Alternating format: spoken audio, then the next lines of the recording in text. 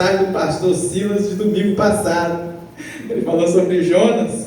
Eu vou falar um pouco aqui também. Rapaz, passei a semana toda pensando naquela mensagem dele, né? Foi algo extraordinário, mano. Ele estava pregando e eu ali imaginando os ninivitas, né? Que sinal foi aquele, né?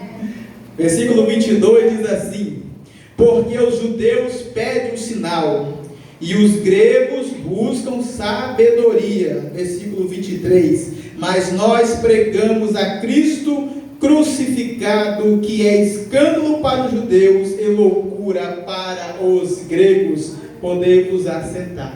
Amém? Glória a Jesus. Descansa, ó minha alma. Aleluia. A brisa do Senhor está soprando neste lugar e Deus, Ele está se manifestando. Ele está falando conosco nesta noite, através dos hinos, através dos testemunhos que aqui foram mencionados. E só não escuta Deus falando aquele que não quer, porque a Bíblia fala em Jó que Deus fala com o homem uma ou duas vezes, mas o homem não dá ouvidos. Mas que Deus fala com o homem, fala.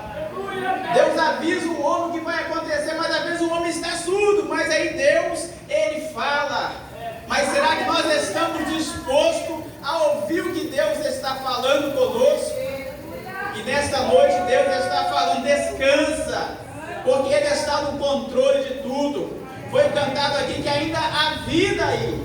Louvado seja o nome do Senhor. Talvez você olha e acha que não tem vida, mas o Senhor está olhando e falando: tem vida aí. E quando eu comecei a meditar nessa palavra, eu vi o Senhor falando comigo desde domingo passado, quando o pastor Silas estava pregando aqui sobre Jonas, a qual os judeus pediam um sinal.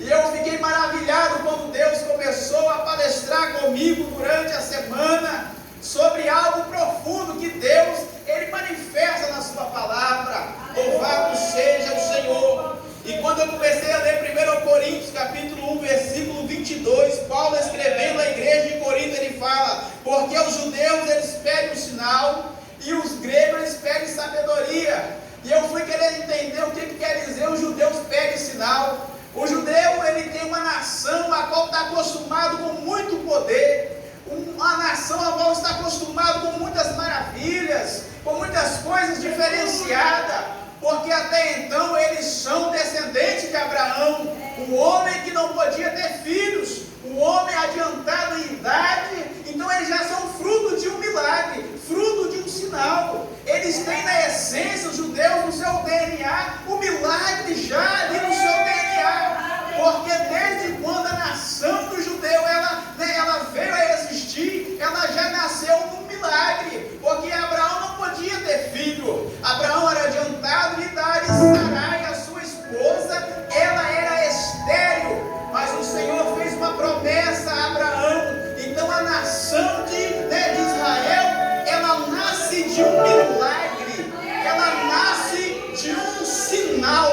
Deus falou para Abraão: Abraão, tu serás pai de uma multidão de nação. Porque Deus chamou Abraão para ele ser pai de uma multidão, mas ele não tinha filho. Então Deus deu um sinal a ele, porque Abraão, certa vez ele chega para Deus e fala: Senhor, eu não tenho filho, o único que está na minha casa é o Damasceno, e eu não posso ter filho, então ele que vai herdar. Mas Deus fala: Abraão, vai lá, sacrifica, que eu vou mostrar um sinal para você. Abraão se levanta pela madrugada e ele acende um altar, e ele faz um altar ao Senhor. E diz a Bíblia que passou um dia Abraão enxotando as árvores que descia para comer aquele sacrifício, e Abraão está ali espantando aquelas árvores. Mas quando chegou a tarde, Deus fala que passou uma coluna de fogo naquele lugar, mostrando para Abraão que Deus era fiel para cumprir a promessa que ele tinha feito a ele. Então o povo de Israel, ele nasce de uma promessa, ele nasce de algo espetacular, algo milagroso. É por isso que os judeus eles sempre pedem sinal, porque eles falam assim: Abraão, nosso pai, foi ele que nos gerou, já nasceu de um sinal. Irmão, nós também, irmãos, nós nascemos de sinais. Deus fez maravilha na nossa história. Quem era nós antigamente? Você é fruto de um milagre. Quem era eu, irmãos? Eu com 15 anos sabe o meu testemunho. O médico falou que eu tinha morrido, mas quando deu de manhã, 5 horas da manhã, eu levantei para a glória de Deus. Nós somos frutos de milagre, e é por isso que às vezes nós estamos acostumados com tanto milagre, que quando Deus fala conosco na simplicidade, nós não entendemos, porque estamos acostumados com coisa forte. Mas Deus, Ele fala nas coisas simples. Talvez numa frase que passou num carro, Deus está falando, eu cuido de ti. Mas você está acostumado com o milagre, porque você já viu muita coisa.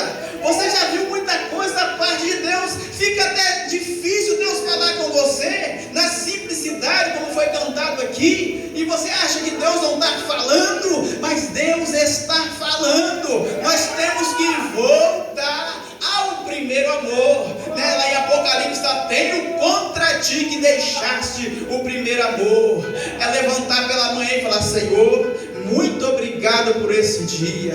Senhor, muito obrigado por esse ar. Muito obrigado pela comida que eu tenho na mesa. Irmão, quando o povo caminhava no deserto, todo dia era um milagre. Mas depois que entrou em Canaã, acostumaram com a terra, né? Abandonaram o Senhor. Às vezes nós precisamos voltar. Então os judeus, por que eles pediam um milagre? Porque eles nasceram de um milagre. Eles falaram: Abraão, nosso pai era estéril, e ali Deus fez uma promessa a eles.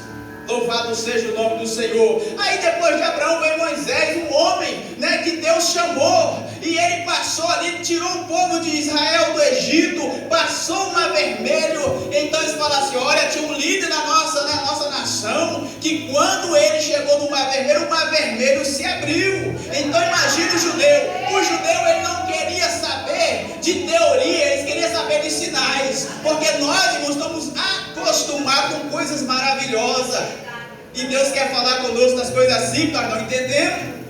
Deus quer falar conosco um hino, Deus quer falar conosco uma frase, mas nós queremos ver um profeta vir de fora e falar: eis que te digo assim. Mas Deus está falando com você nesta noite, numa coisa simples. Às vezes nós se apegamos às coisas, né, muito grandes, como Elias, que achou que Deus ia vir naquele redemoinho, e Deus ia na brisa. Louvado seja o nome do Senhor.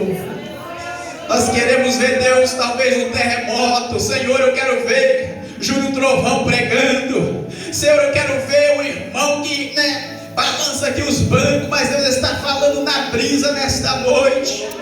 Deus está falando: eu sei que você é acostumado com milagre, eu sei que você é acostumado com revelações fortes, porque Deus fez coisas grandes na sua história. Mas há momento que Deus quer falar da brisa. Você pede os Deus um sinal. Não, qual é o sinal? Senhor, eu estou orando, eu quero ver um sinal. Quantas pessoas nesta noite estão orando, pedindo a Deus um sinal? Deus, eu quero ver um sinal. Deus, eu quero ver coisa maravilhosa. Eu quero ver cego enxergar. E você chega na igreja e fala: eu quero ver milagre, eu quero ver cego enxergar. Mas nesta manhã, quantos de nós estavam com o olho fechado e abrimos os olhos? Foi um milagre.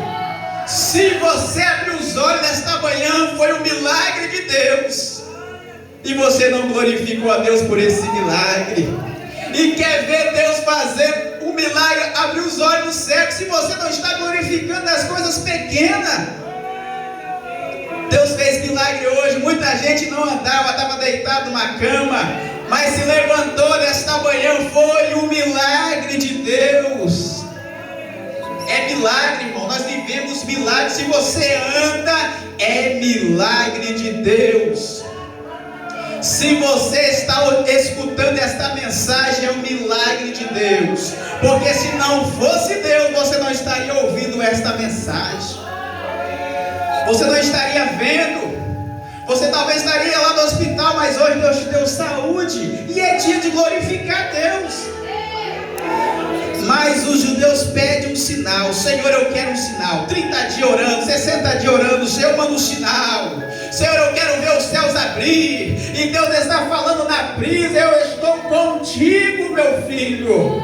Eu estou contigo, minha filha. Tu está pedindo um sinal, mas o sinal tem passado. Eu tenho mostrado para você que eu estou contigo a todos os momentos. Não é coincidência, é providência.